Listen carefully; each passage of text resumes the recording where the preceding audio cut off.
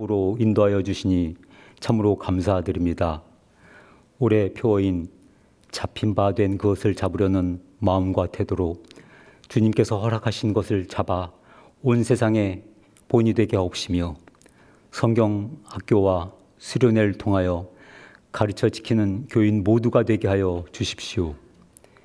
예배의 생활의 예배화를 삶으로 다 드러내게 하옵시며 양화진 봉사관 증축공사가 순적하게 이루어지게 하여 주십시오. 현재 세상이 전쟁과 재난과 인권 탄압 등으로 어려움을 겪고 있습니다. 속히 회복되게 하여 주옵시고 특히 저희 한반도가 평화의 터전이 되게 하옵시며 이로 인하여 본이 되고 온 세상에 선한 영향력을 끼칠 수 있게 하여 주십시오. 말씀 전하시는 목사님 영과 육이 강건케 하옵시며 듣는 이들로 하여금 말씀을 깨달아 잘 살아내게 하여 주십시오. 신령과 진정으로 드리는 여성 성가대의 찬양에 영광 받아 주옵시며 이 시간을 위해 섬기는 모든 봉사자들의 손길에 하나님의 은총이 함께하여 주시기 원하오며 모든 말씀 저희를 구원하신 예수님의 이름으로 기도드립니다. 아멘. 여호수아 13장 1절에서 33절입니다. 여호수아가 나이가 많아 늙음에 여호와께서 그에게 이르시되 너는 나이가 많아 늙었고 얻을 땅이 매우 많이 남아있도다.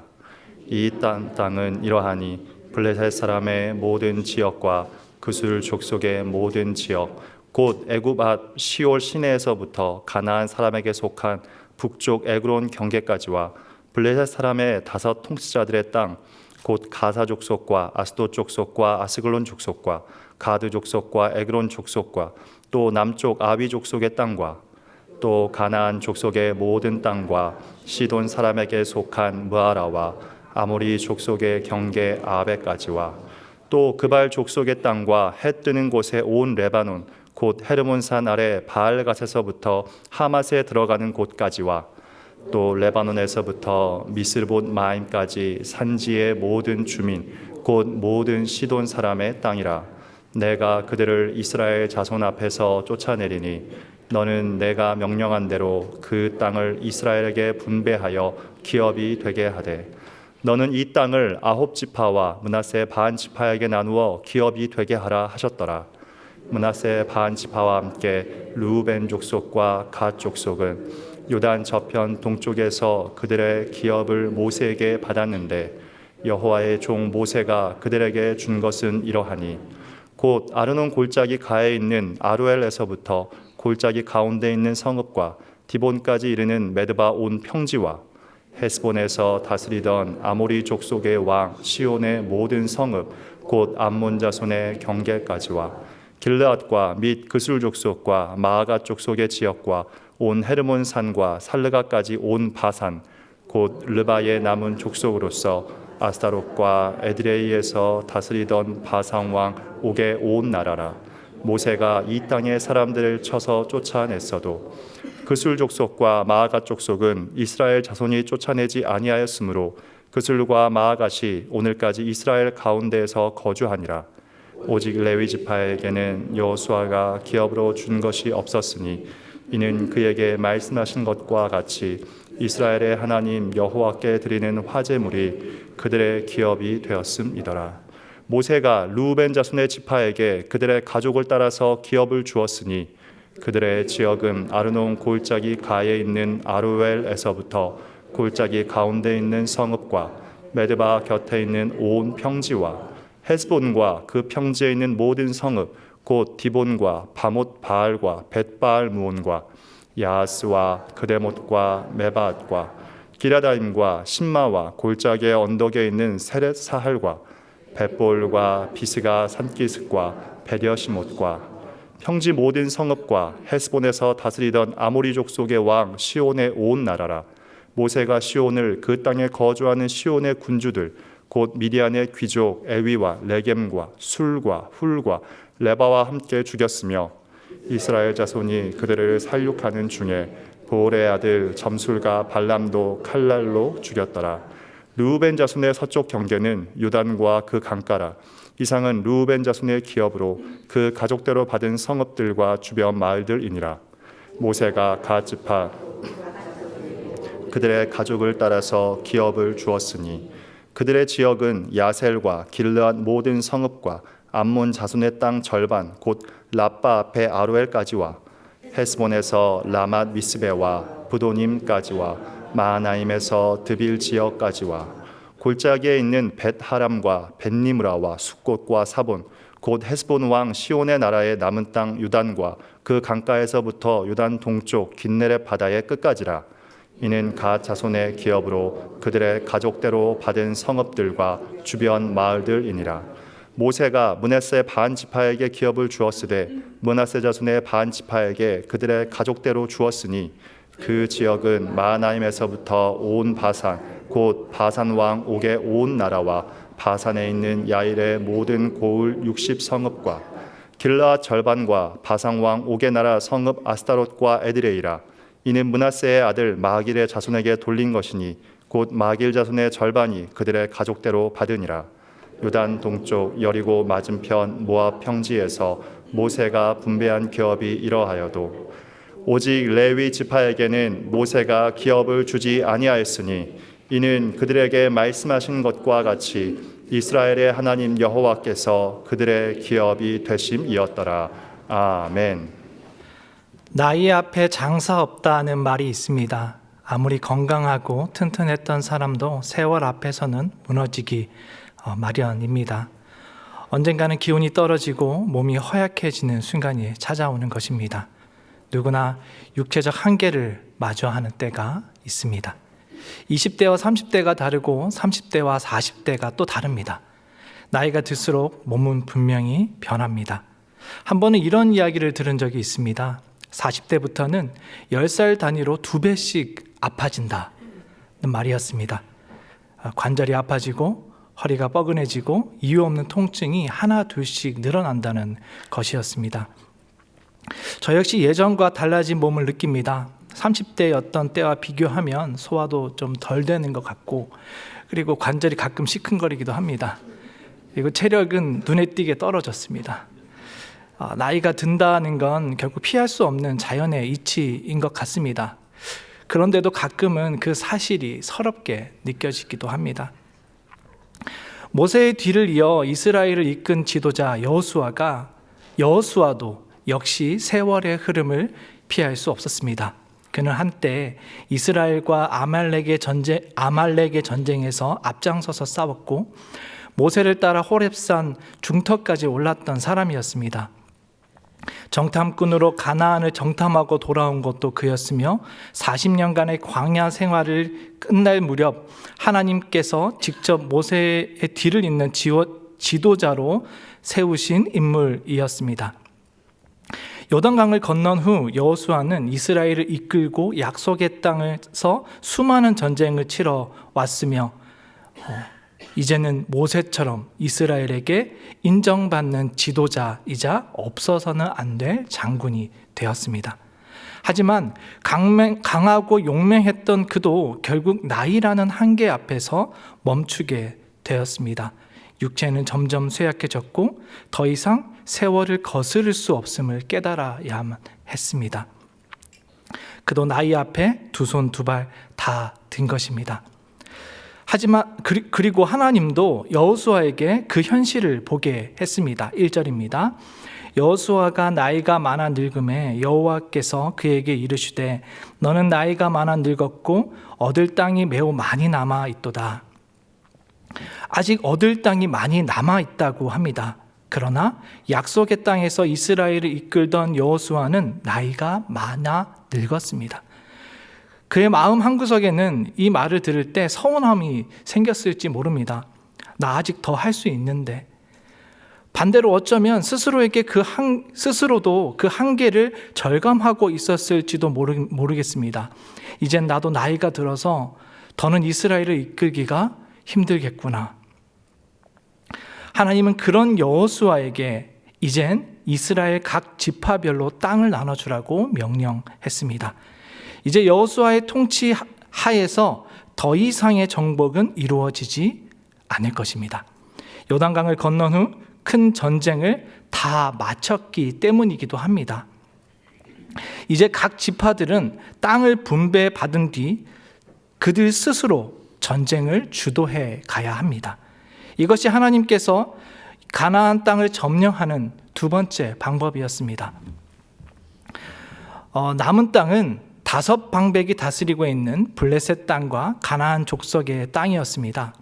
블레셋 사람들은 가나안 사람들이 아니지만 그들이 차지하고 있는 곳이 가나안 땅에 속했기 때문에 그들의 영역이 하나님의 약속에 포함된 것입니다. 2절부터 7절입니다. 이 남은 땅은 이러하니 블레셋 사람의 모든 지역과 그슬 족속의 모든 지역, 곧 애굽 앞 시올 시내에서부터 가나안 사람에게 속한 북쪽 에그론 경계까지와 블레셋 사람들의 5 통치자들의 땅, 곧 가사 족속과 아스돗 족속과 아스글론 족속과 가드 족속과 에그론 족속과 또 남쪽 아위 족속의 땅과 또 가나안 족속의 모든 땅과 시돈 사람에게 속한 무아라와 아모리 족속의 경계 아베까지와 또 그발 족속의 땅과 해 뜨는 곳에 온 레바논 곧 헤르몬산 아래 바알갓에서부터 하맛에 들어가는 곳까지와 또 레바논에서부터 미스르봇 마임까지 산지의 모든 주민 곧 모든 시돈 사람의 땅이라. 내가 그들을 이스라엘 자손 앞에서 쫓아내리니 너는 내가 명령한 대로 그 땅을 이스라엘에게 분배하여 기업이 되게 하되 너는 이 땅을 9 지파와 므낫세 반 지파에게 나누어 기업이 되게 하라 하셨더라. 이런 상황을 보고 우려하는 목소리를 내는 사람들도 있습니다. 여전히 이스라엘에게 강력한 지도자가 있어야 하지 않는가라는 생각 때문입니다. 실제로 어떤 사람들은 여호수아가 후계자를 세우지 않아서 사사시대, 곧 자기 소견에 옳은 대로 행했던 시대가 되었다라고 주장하기도 합니다.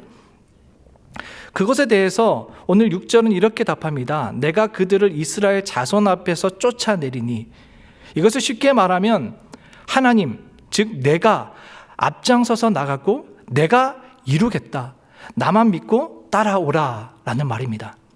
이스라엘의 전쟁은 겉으로 보기에는 지도자가 이끌고 전략과 물자로 백성들이 치르는 것처럼 보이지만 그렇지 않습니다. 모든 전쟁의 승리 뒤에는 하나님의 손길이 있었습니다. 앞으로 치러질 전쟁 가운데에도 하나님이 친히 일하실 것입니다. 하나님이 친히 나가서 가나안인들을 쫓아내실 것입니다.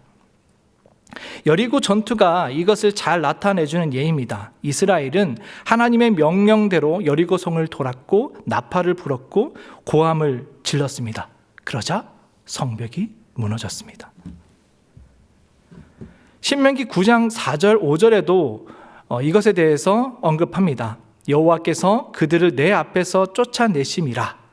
내가 거기서 그 땅을 차지함은 내 공로로 말미암음도 아니며 내 마음이 정직함으로 말미암음도 아니요 이 민족들이 악함으로 말미암아 내 하나님인 여호와께서 그들을 내 앞에서 쫓아내심이라.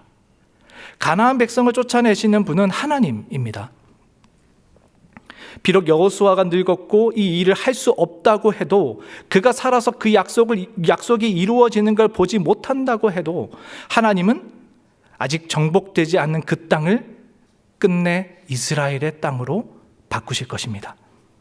그리고 그것을 약속하셨습니다. 여호수아에 나오는 모든 전쟁이 그런 식으로 치러져 왔습니다. 하나님이 이끄시고 승리하게 하셨습니다. 여호수아는 모세가 죽은 후 하나님으로부터 이런 말씀을 받았습니다. 여호수아서 1장 3절, 6절, 13절입니다. 내가 모세에게 말한 바와 같이 너희 발바닥으로 밟는 곳을 모두 내가 너희에게 주었노니 강하고 담대하라. 너는 내가 그들의 조상에게 맹세하여 그들에게 주리라 한 땅을 이 백성에게 차지하게 하리라. 여호와의 종 모세가 너희에게 명령하여 이르기를 너희의 하나님 여호와께서 너희에게 안식을 주시며 이 땅을 너희에게 주시리라 하였나니 너희는 그 말을 기억하라. 하나님은 땅을 너희에게 주겠다고 하셨습니다. 땅은 하나님이 주시는 것입니다. 사람이 취하는 듯하나 실제로는 하나님이 취하게 하는 것입니다. 뛰어난 지략으로 군사력으로 얻는 것이 아닙니다. 오직 하나님께서 허락할 때 주어집니다. 여리고를 정탐하러 갔을 때 기생 라합은 이에 대해 명확히 이야기합니다. 여호와께서 이 땅을 너희에게 주신 줄을 내가 아노라. 우리가 너희를 심히 두려워하고 이 땅 주민이 다 너희 앞에서 감단히 녹았나니. 여리고 점령은 이스라엘이 한 것이 아닙니다. 하나님이 행하신 승리입니다. 7바퀴를 돌고 나팔을 불고 고함치는 것이 무슨 능력이 있겠습니까? 땅과 전쟁이 하나님께 속했음을 그 사건은 드러낼 뿐입니다. 그렇기에 하나님은 여호수아에게 강하고 담대하라고 말씀하셨습니다. 여호수아서 1장 6절, 7절, 9절입니다. 강하고 담대하라. 너는 내가 그들의 조상에게 맹세하여 그들에게 주리라 한 땅을 이 백성에게 차지하게 하리라.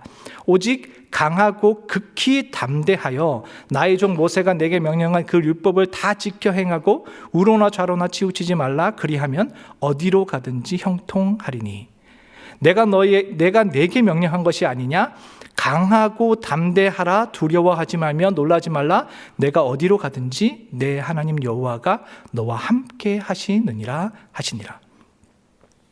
여호수아가 땅을 차지하기 위해서 해야 할 일은 좌로나 우로나 치우치지 말고 율법을 붙드는 것입니다. 그리고 그는 강하고 담대해야 했습니다. 그가 강하고 담대해야 할 것은 마주할 적군과 전쟁이 아니었습니다. 하나님의 말씀이었습니다. 여호수아에게 필요했던 용기는 적군과 싸울 마음이 아닌 말씀을 붙들 용기였습니다. 전쟁의 승패, 땅의 취함은 바로 하나님과의 관계에 달려있는 것이기 때문이었습니다.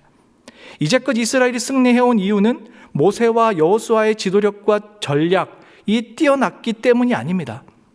하나님이 주시는 땅 가운데 말씀으로 거룩하게 나아갔기 때문입니다. 그렇기에 여호수아에 나오는 전쟁을 성전, 곧 거룩한 전쟁이라고 부릅니다. 거룩은 하나님으로부터 기인합니다. 모세의 부름도 가나안 땅에 처음 들어선 여호수아에게도 나타난 하나님은 거룩한 하나님이었습니다. 모세가 떨기나무 앞에 나타난 그 거룩하신 하나님을 배웠을 때 그는 신발을 벗었습니다.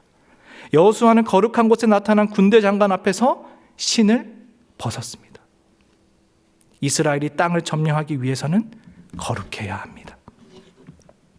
아이성 전투에서 이스라엘이 패배한 이유는 다른 것이 아니었습니다. 아간이 하나님께 드림받은 곳에서 하나님 것을 몰래 취하고 숨겼기 때문이었습니다. 아이성을 취하기 위해서 그들에게 필요했던 것은 죄를 제하는 것이었습니다. 아간의 죄를 돌무더기와 함께 묻었을 때에야 그들은 아이성을 취할 수 있었습니다. 그리고 땅을 분배할 때 여호수아는 자기의 의지에 따라 분배하지 않았습니다. 힘 있는 자가 가지는 것이 아니라, 누군가에게 편중되는 것이 아니라 하나님께 맡김으로 분배되었습니다.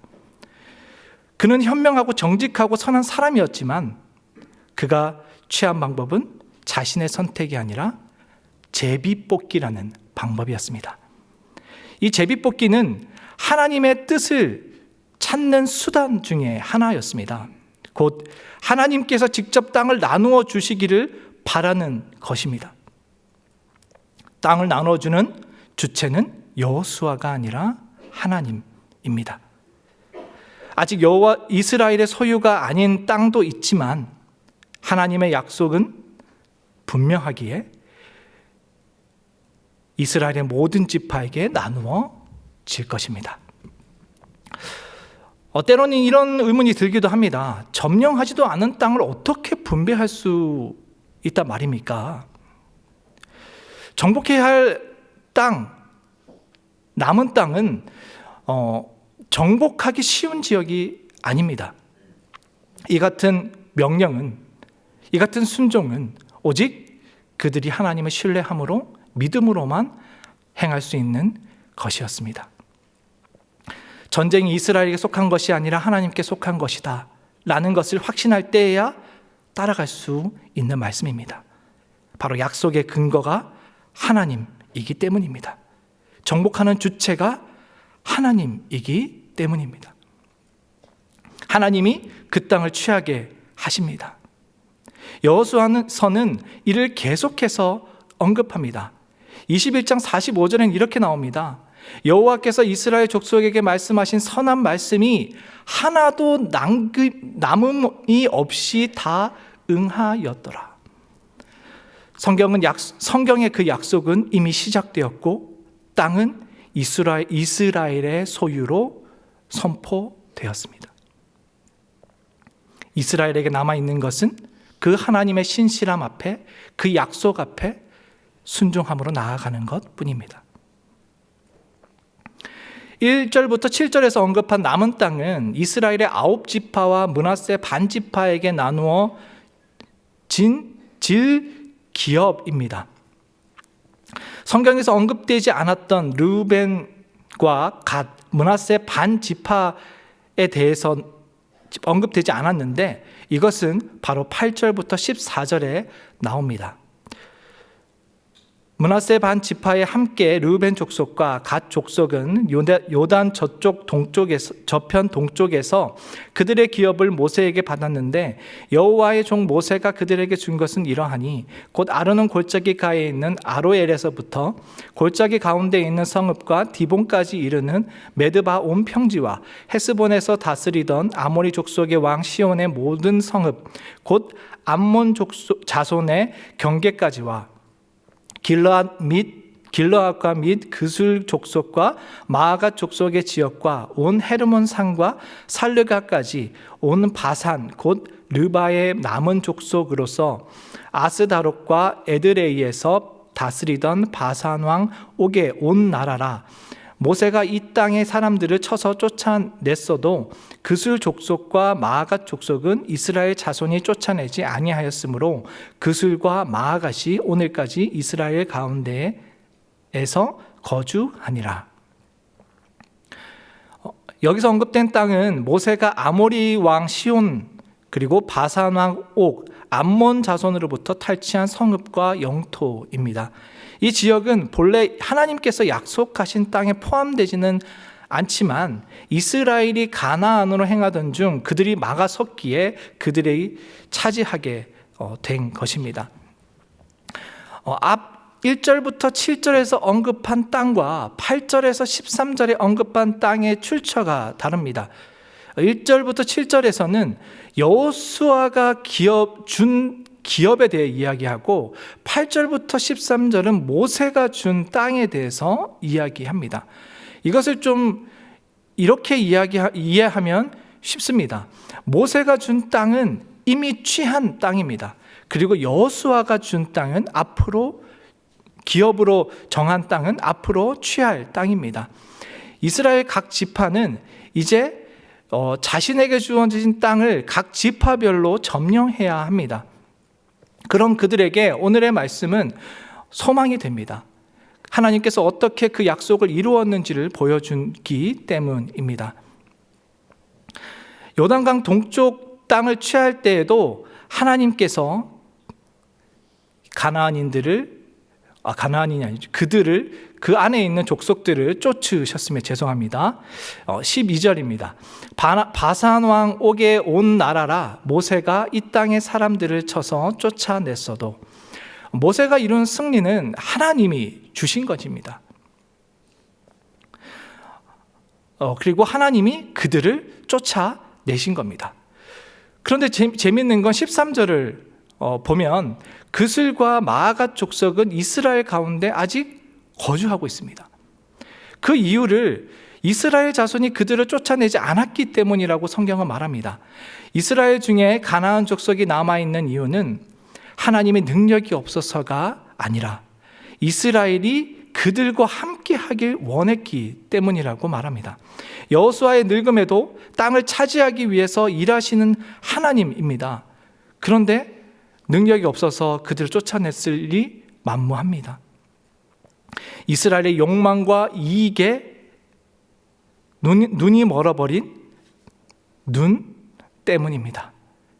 그들이 세상을 품었기에 하나님은 그들을 쫓아내지 않으셨습니다. 마땅히 쫓아내야 할 것을 쫓아내지 않으면 온전히 땅을 차지하지 못합니다. 이 같은 양상은 점점 심화되어 결국 사사시대와 같은 혼란으로 이어집니다. 그리고 이것은 이스라엘이 앞으로 어떤 선택을 해야 되는지를 고민하게 만듭니다. 14절은 마지막 레위 지파가 받은 기업에 대해 말합니다. 오직 레위 지파에게는 여호수아가 기업으로 준 것이 없었으니 이는 그에게 말씀하신 것 같이 이스라엘의 하나님 여호와께 드리는 화제물이 그들의 기업이 되었음이더라. 12지파 모두 땅을 받았습니다. 그러나 레위 지파는 여호수아로부터 기업을 받지 못했습니다. 이는 그들의 기업이 하나님께 드리는 화제물이기 때문입니다. 출애굽 때 레위 지파는 이스라엘의 장자로 하나님께 구별하여 드려졌고 하나님의 성전을 섬기는 자들로 세워졌습니다. 그들은 하나님께 드려지는 제사 제물을 그들의 기업으로 받았습니다. 이것은 그들이 하나님께 드려진 것으로 사는 자들임을 나타내는 것입니다. 이렇게 레위 지파를 제외한 모든 지파들이 땅을 분배받았습니다. 그리고 레위 지파는 하나님께 드려진 화제물을 기업으로 받았습니다. 이제 성경은 각 지파별로 받은 기업에 대해서 세세하게 설명해 나가기 시작합니다. 먼저 요단강 동편에 있는 땅에 대한 기록입니다. 르우벤, 갓, 므낫세 반 지파 순으로 먼저 설명이 됩니다. 르우벤 지파가 받은 땅은 아래와 같습니다. 5절부터 23절입니다. 모세가 르우벤 자손의 지파에게 그들의 가족을 따라서 기업을 주었으니 그들의 지역은 아르논 골짜기가에 있는 엘에서부터 골짜기 가운데 있는 성읍과 메드바 곁에 있는 온 평지와 헤스본과 그 평지에 있는 모든 성읍 곧 디본과 바못 바알과 벳 바알 무온과 야하스와 그데목과 메바악과 기랴다임과 신마와 골짜기의 언덕에 있는 세렛 사할과 벳브올과 비스가 산기슭과 벳 여시목과 평지 모든 성읍과 헤스본에서 다스리던 아모리 족속의 왕 시온의 온 나라라. 모세가 시온을 그 땅에 거주하는 시온의 군주들 곧 미디안의 귀족 에위와 레겜과 술과 훌과 레바와 함께 죽였으며 이스라엘 자손이 그들을 살육하는 중에 부올의 아들 점술과 발람도 칼날에 죽였더라. 르벤 자손의 서쪽 경계는 요단과 그 강가라. 이상은 르벤 자손의 기업으로 그 가족대로 받은 성읍과 주변 마을들이니라. 르벤은 레아의 첫 번째 아들로 야곱의 장자입니다. 이 르벤 지파는 요단강 동쪽 남부 지역을 기업으로 분배받았습니다. 이 땅은 이전에 아모리 왕 시온이 통치하던 지역으로 이스라엘이 그를 물리치고 점령한 곳입니다. 그리고 르우벤 지파가 점령하던 중 점술과 발람도 죽임을 당했습니다. 발람은 모압 왕 발락에게서 뇌물을 받고 이스라엘을 저주하려 했던 자입니다. 그러나 하나님께서 그의 길을 막으셨고 오히려 이스라엘을 축복하게 만드셨습니다. 발람은 끝내 물질에 눈이 멀어서 이스라엘 백성을 바알부올의 우상 숭배와 음행으로 유혹하여 큰 죄를 범하게 만들기에 이릅니다. 이러한 사건은 이스라엘 백성에게 상처가 되기도 했습니다. 하지만 오늘 이야기를 통해서 발람의 죽음을 통해 하나님이 구원을 또 이루게 하심을 또 생각하게 만듭니다. 이 사건은 하나님께서 자신의 백성을 악에서 보호하시고 결국에는 승리하게 하신다라는 메시지를 우리에게 전달해 줍니다. 요단 동편을 취한 또 다른 지파 중 하나는 갓 지파입니다. 24절부터 28절입니다. 모세가 갓 지파 곧 갓 자손에게도 그들의 가족을 따라서 기업을 주었으니 그들의 지역은 야셀과 길르한 모든 성읍과 암몬 자손의 땅 절반 곧 라빠 앞에 아로엘까지와 헤스본에서 라맛 미스베와 브도님까지와 마하나임에서 드빌 지역까지와 골짜기에 있는 벳 하람과 벳느므라와 숫곡과 사본 곧 헤스본 왕 시온의 나라의 남은 땅 요단과 그 강가에서부터 요단 동쪽 긴네렛 바다의 끝까지라. 이는 갓 자손의 기업으로 그들의 가족대로 받은 성읍들과 주변 마을들이니라. 갓 지파가 분배받은 땅은 요단 강 동쪽에 위치하며 르우벤 지파의 북쪽, 므낫세 반 지파의 남쪽에 인접한 지역입니다. 이 땅은 르우벤이 차지한 시온 왕의 영토 외의 지역을 포함합니다. 여기서 갓 지파의 영토 중에서 암몬 자손의 땅 절반이 포함됐다라는 점이 우리가 유익 있게 볼 점입니다. 갓 지파의 영토 안에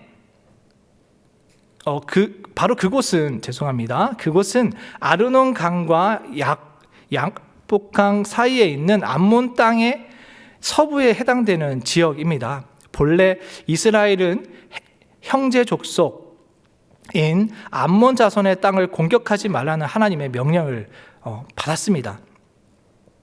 그럼에도 불구하고 본문에서 보듯이 암몬 자손의 서쪽 땅 절반이 이스라엘에게 정복되어 갓 지파에게 분배되었습니다. 그 이유는 당시 이스라엘이 요단강 동편에 도착했을 때 그곳은 이미 아모리 사람의 시온에게 정복당하여 그에게 속해 있었기 때문입니다. 따라서 이스라엘은 암몬 자손이 아니라 아모리 사람인 시온을 공격하고 그 땅을 점령하여 합법적으로 갓 지파에게 분배한 것입니다. 그리고 갓 지파 영토 안에는 마하나임이라는 중요한 지역이 포함되어 있습니다. 이 마하나임은 야곱이 그의 외삼촌이자 장인인 라반을 떠나 고향으로 돌아오던 길에 하나님의 군대를 만난 장소로 야곱이 그 땅에 붙인 이름입니다. 이 갓 지파의 기업을 통해서 우리는 하나님이 이스라엘을 보호하시고 그들의 땅을 허락하셨음을 보게 됩니다. 요단 동편을 차지한 마지막 지파는 므낫세 반 지파입니다. 29절부터 31절입니다. 모세가 므낫세 반 지파에게 기업을 주었으되 므낫세 자손의 반 지파에게 그들의 가족대로 주었으니 그 지역은 마하나임에서부터 온 바산 곧 바산 왕 옥의 온 나라와 바산에 있는 야일의 모든 고을 60성읍과 길르앗 절반과 바산 왕 옥의 나라 성읍 아스다롯과 에드레이라. 이는 므낫세의 아들 마길의 자손에게 돌린 것이니 곧 마길 자손의 절반이 그들의 가족대로 받으니라. 므낫세는 요셉의 첫째 아들입니다. 요셉이 애굽의 총리가 된 후 온 제사장 총리가 된 후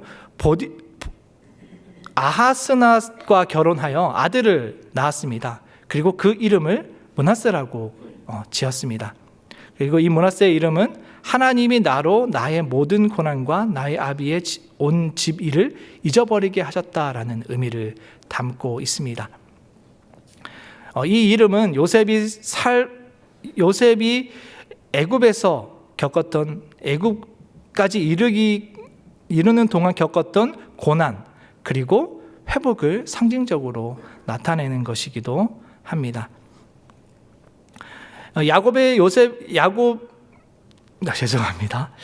요셉의 두 아들 므낫세와 에브라임을 야곱이 자신의 아들로 삼아서 이스라엘 12지파에 포함시켰습니다. 그로 인해서 므낫세와 에브라임은 각각 이 독립적인 지파로 자리 잡게 되었습니다. 그 중에 이 므낫세가 오늘 본문에 나오는 것입니다. 므낫세의 영토는 마하나임에서부터 시작되었는데 여기에는 바산왕 옥의 모든 땅이 해당됩니다. 이곳을 점령하는데 므낫세 지파의 마길과 야일과 노바가 크게 활약했습니다. 그래서 모세가 그들의 공로를 인정해서 그곳을 그들에게 주었습니다. 이런 모세의 요단 동편 기업 분배에도 제외된 지파가 또 나타납니다. 바로 레위 지파입니다. 32절부터 33절입니다.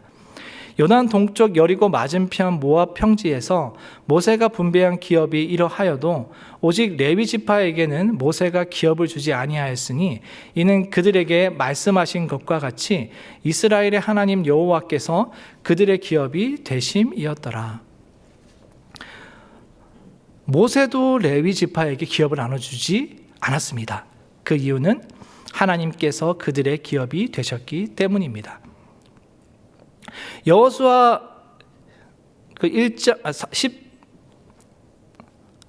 14절에서 여호수아가 레위 지파에게 기업을 주지 않은 이유를 이렇게 설명했습니다.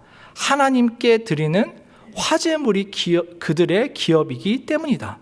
그런데 여기서는 더 깊은 의미를 담아 그 이유를 하나님 존재 그 자체가 그들의 기업이기 때문이라고 말합니다. 하나님이라는 것이 더 강조되고 있습니다. 이 기업의 나눔의 마지막에 레위 지파가 이렇게 연달아 들어간다라는 것은 중요한 의미를 가집니다.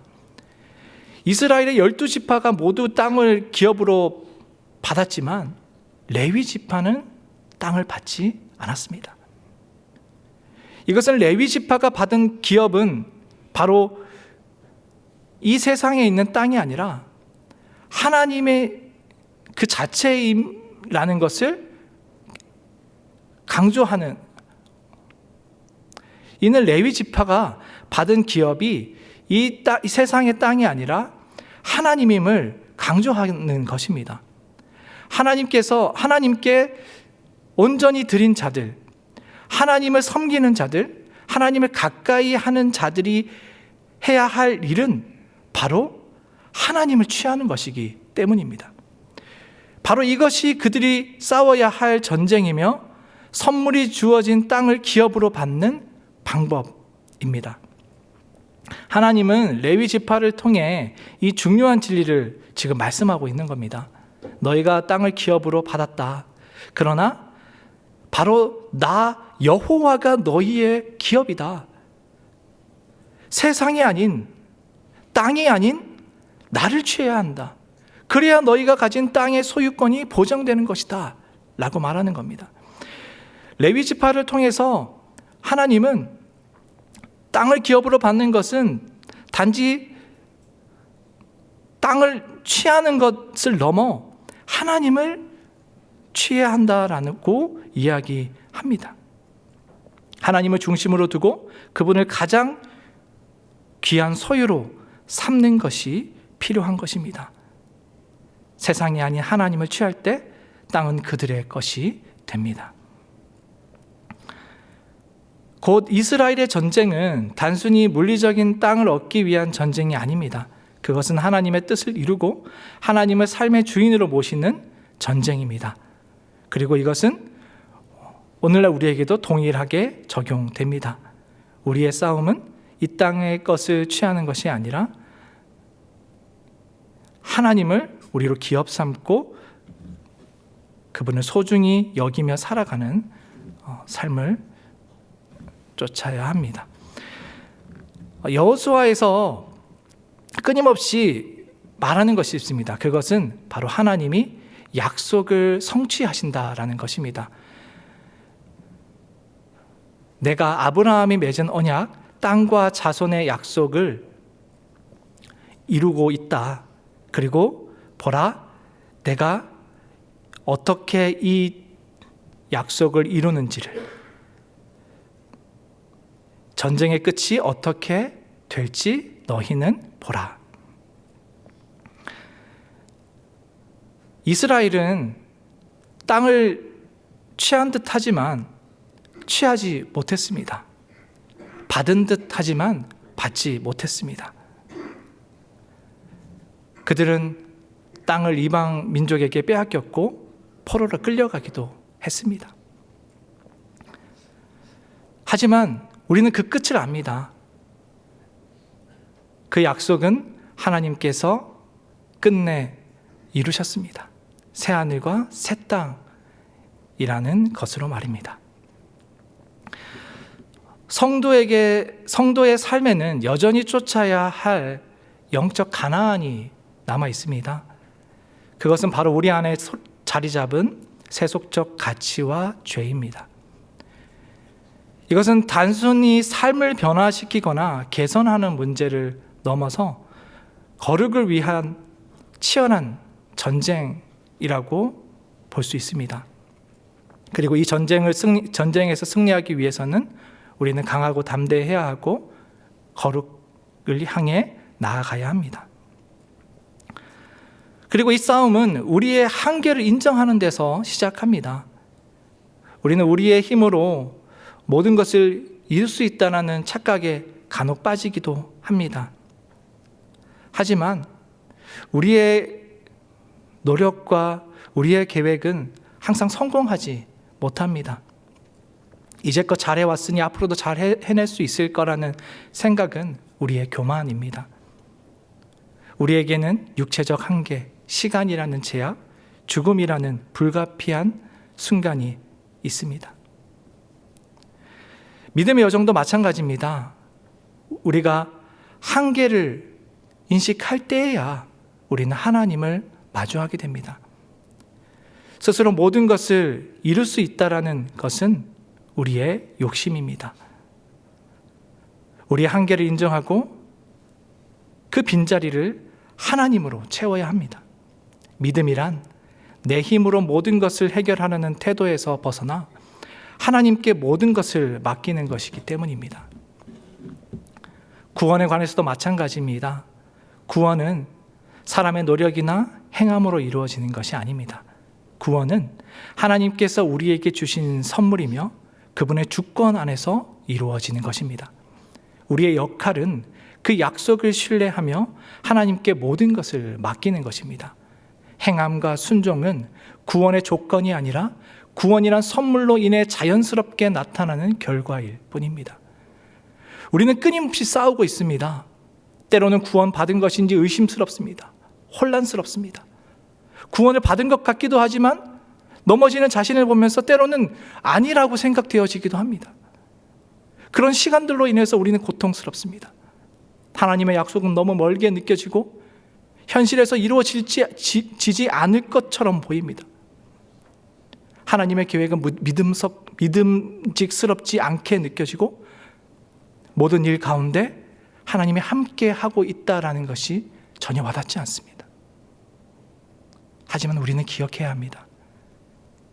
인간의 연약함에도 불구하고 하나님의 약속은 결코 변하지 않습니다. 반드시 이루어질 것입니다. 그의 말씀은 결코 땅에 떨어지지 않습니다. 세상이 변해도 수많은 일이 몰아쳐와도 어떤 어려움이 찾아와도 하나님은 그 자리, 그곳에 계속 계십니다. 하나님은 언제나 신실하시며 자기의 자리를 굳건히 하시는 분이기 때문입니다. 우리에게 주어진 구원은 이미 시작되었습니다. 완성할 날로 나아가고 있습니다. 부활과 승천의 소망은 이미 우리의 삶 속에서 시작된 것입니다. 하나님의 나라는 그저 죽음 이후에 이루어지는 것이 아니라 지금 여기서부터 누리며 경험해야 하는 것입니다. 우리는 이미와 아직 사이에 있습니다. 하나님이 이루신 것과 앞으로 이루어질 것 사이에서 우리는 하나님을 바라보아야 합니다. 우리가 흔들리는 이유는 우리가 연약했기 때문도 모났기 때문이 아닙니다. 때문도 아닙니다. 예수가 아니라 세상을 품었기 때문입니다. 하나님보다 더 사랑하는 것, 돈과 명예, 안락과 쾌락 때문입니다. 우리의 마음은 늘 하나님보다 세상을 취하라고 합니다. 그 욕망을 주체하기가 때로는 너무나 어렵습니다. 그때 우리는 바라보아야 합니다. 구원은 나로부터 시작되는 것이 아니라 예수 그리스도를 소유함으로부터 시작되는 것이다. 그리고 그것을 얻기 위해 우리는 우리 자신을 하나님께 온전히 내어드려야 합니다.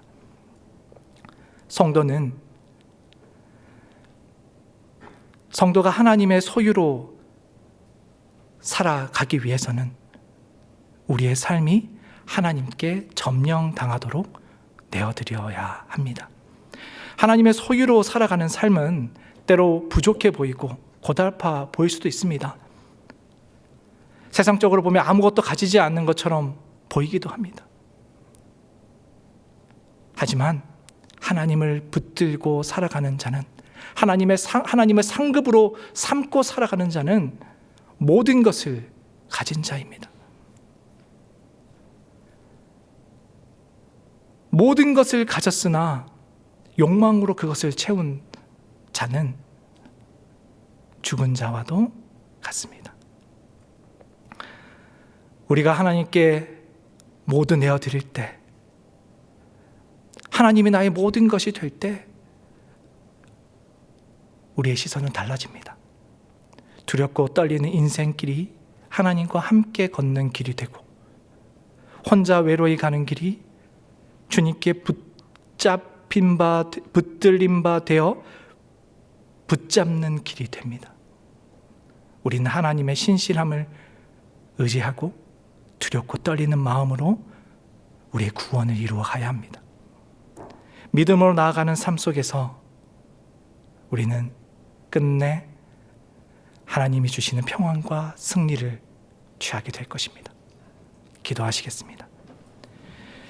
신실하시며 영원하시고 세상 만물을 주관하시는 하나님 아버지, 우리로 주를 보게 하옵소서.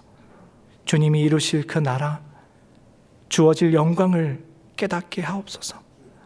주께 붙들려 나아가는 여정 가운데 세상에 흔들리지 않게 하시고, 세상을 품지 않게 하시고, 하나님을 취하게 하옵소서. 예수님의 이름으로 기도드립니다. 아멘. 우리 주 예수 그리스도의 은혜와 하나님 아버지의 사랑과 성령님의 교통하심이 하늘을 기업삼아 하나님의 약속을 믿고 쫓아 살아가는 주님의 사람들과 100주년 기념교회 위에 지금으로부터 영원토록 함께해 주시기를 간절히 축원하옵나이다. 아멘.